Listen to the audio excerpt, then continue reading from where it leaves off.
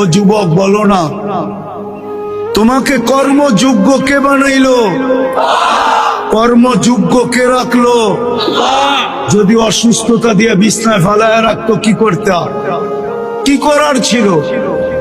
অভিযোগ, থানায় কেস, কোর্টে যায় আপিল, র্যাবের কাছে নালিশ, কি করার ক্ষমতা ছিল?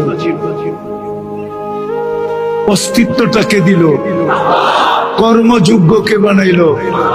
কর্মযোগ্য কে রাখতেছে? কতটুকু নুন খাই, গুণ কতটুকু গাই? গুণ তো গাই না আল্লাহ। চলেন দেখি জান্নাতের একটু ধারণা দিয়া কার মনে এই আগ্রহ জাগে যে আমি চাই আল্লাহ আমাকে জান্নাতের বিনিময়ে কিনো। এই আগ্রহটা কার মনে পয়দা হয়?